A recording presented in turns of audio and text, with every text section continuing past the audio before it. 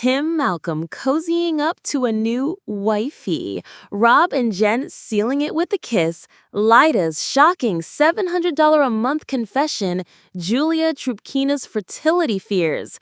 Ugh, Fame fam, the tea kettle is whistling today and you're going to want to pour yourself a big mug for this one. First up, is it love or just for the cameras? 90 Day Fiancé's Tim Malcolm is shutting down years of speculation with a single Instagram reel featuring Tiffany Franco in bed, hand on thigh, pet names flying, and the bold label Wifey. Are they really just friends, or are these two about to make Hunt for Love the most ironically named spinoff yet? Meanwhile, Rob Warne has officially kicked third wheel Cole to the curb and sealed his fate with Jennifer Tarazona.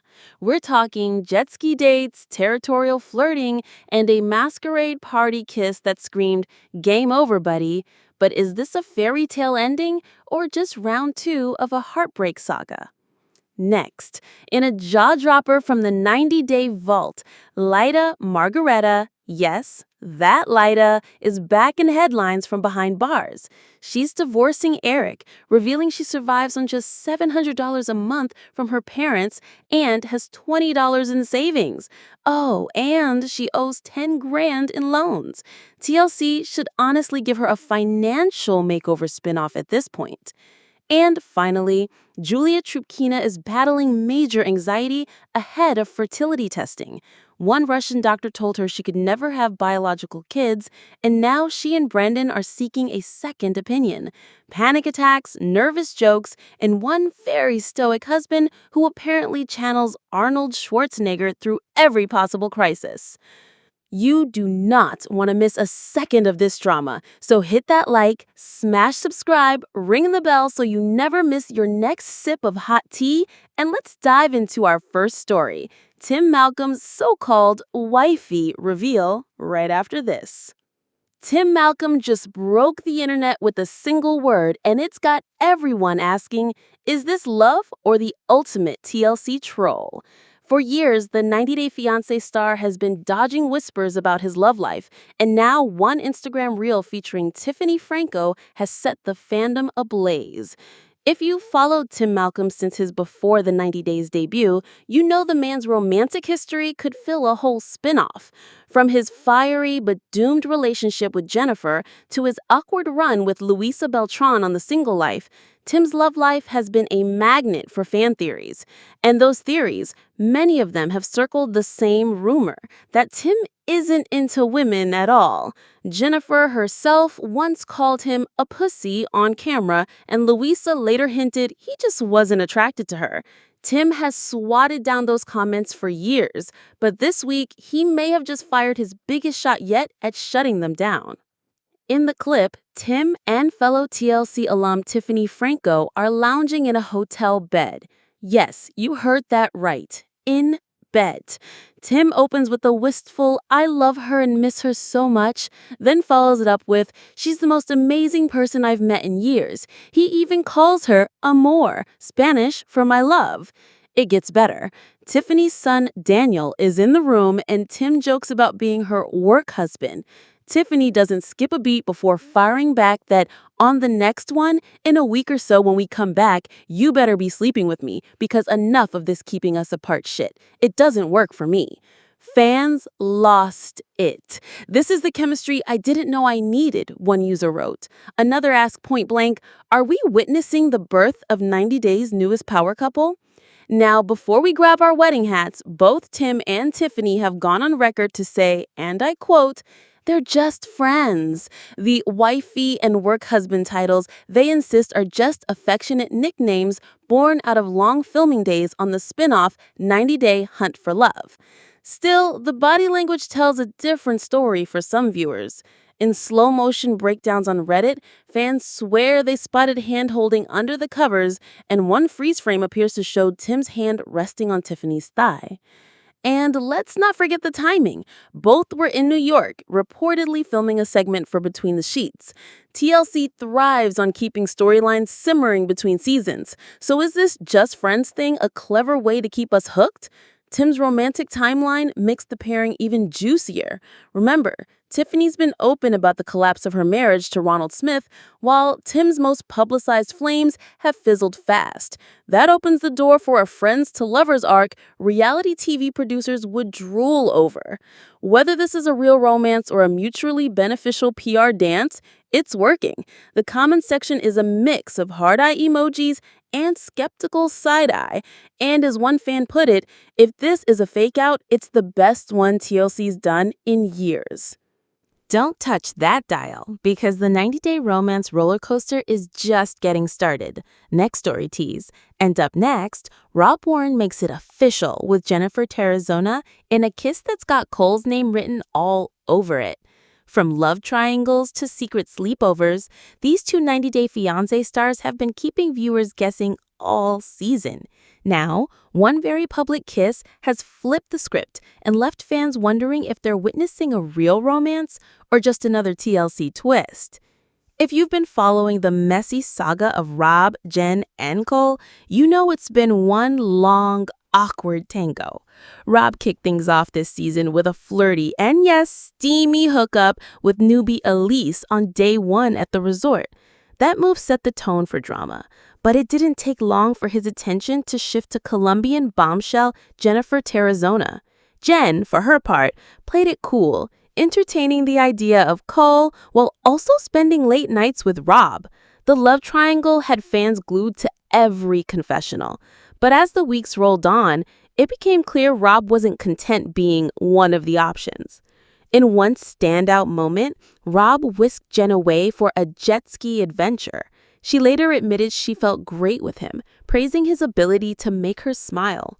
But when the cameras caught them having a private sleepover, the speculation hit overdrive. Was this just two reality stars playing the game, or something deeper?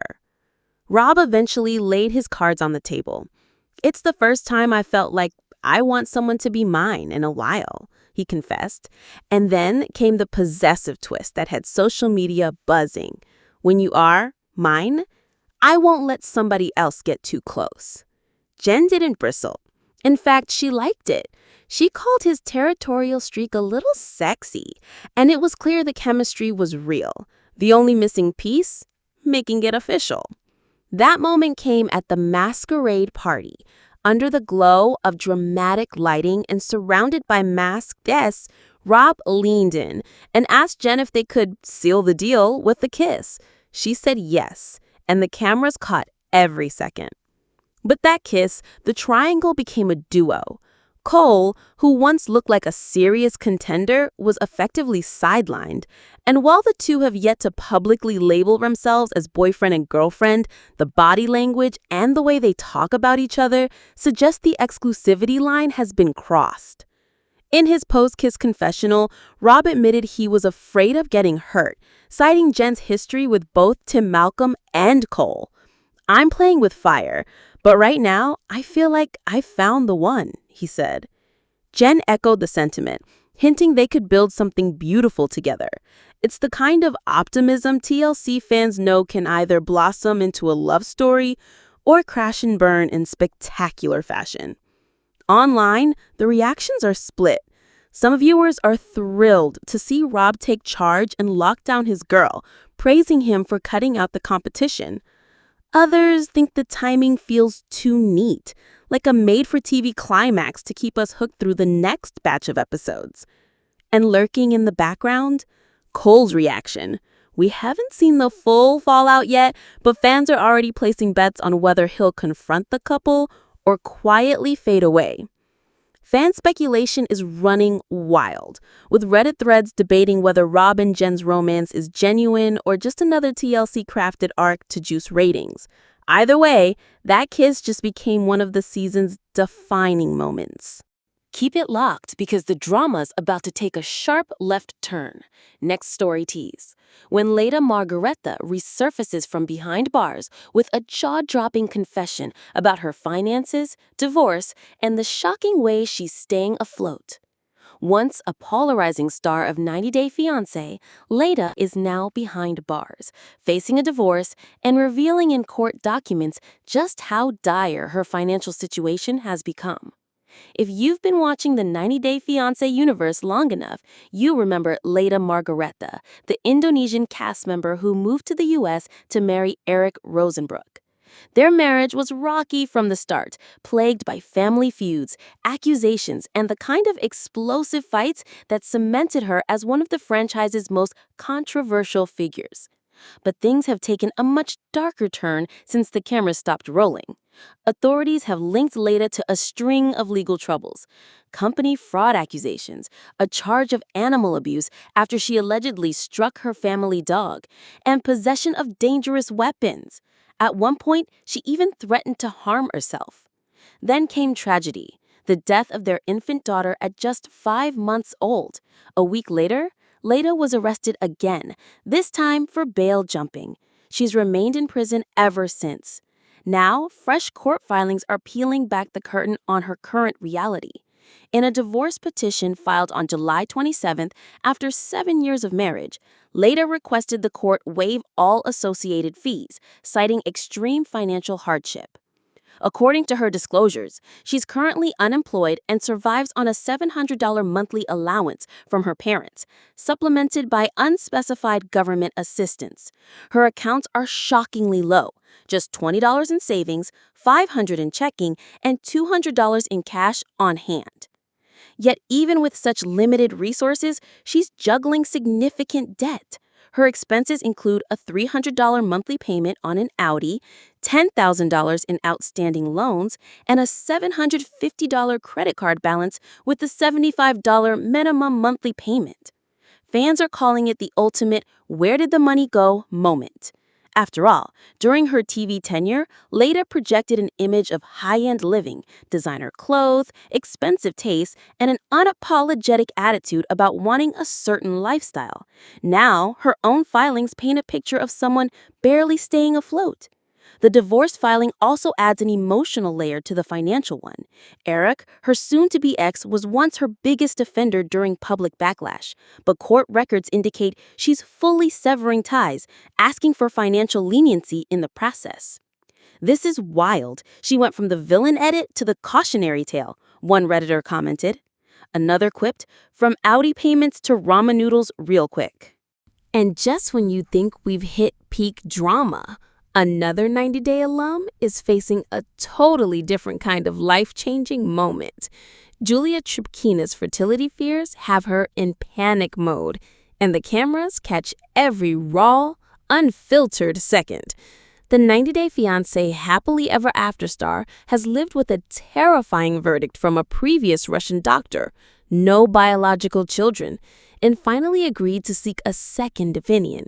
Tonight, we see what happens when hope collides with anxiety. Cameras rolling. If you followed Julia and Brandon since the farm chores era, you know they've weathered culture clashes, in-law boundaries, and visa deadlines. But this is different. We open on the August 3 episode with the couple driving to a fertility clinic. Julia gripping the passenger handle, breathing fast, trying to keep it together.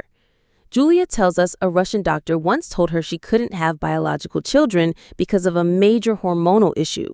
She kept that verdict buried for a long time, too ashamed, too scared, until it finally spilled out and rattled Brandon. His response? Practical and hopeful. One doctor's word doesn't end the story, he argued, pushing for a second opinion. But booking it, that took time. Brandon, frustrated, even vented to his parents that Julia wasn't following through. Which brings us to now. The appointment is real, the cameras are here, and Julia's anxiety is loud. She says, "I need to breathe." Rapid-fire questions turning into near panic as they pull into the lot. Inside, 2 nurse practitioners, Lanessa and Janessa, walk Julia through the plan. Julia tries humor as a shield, tossing lines to Brandon to keep from spiraling into a full-blown attack. He's doing his calm thing, equal parts supportive and emotionally unreadable, which Julia teases as pure Schwarzenegger. "You're like Arnold Schwarzenegger," she jokes, miming a stiff, stoic face. All moments, joy, sadness, terror, same expression. He laughs, but stays steady. I was so happy last week when Julia finally agreed to book an appointment, so I'm excited to be here. Here's what's really at stake: identity, timeline, and marriage expectations. Julia's fear isn't only medical, it's existential. If tests confirm the worst, do they contemplate IVF, donor eggs, adoption, or does the dream shift entirely? Brandon frames it gently. We'll cross that bridge together, but you can see the fork in the road.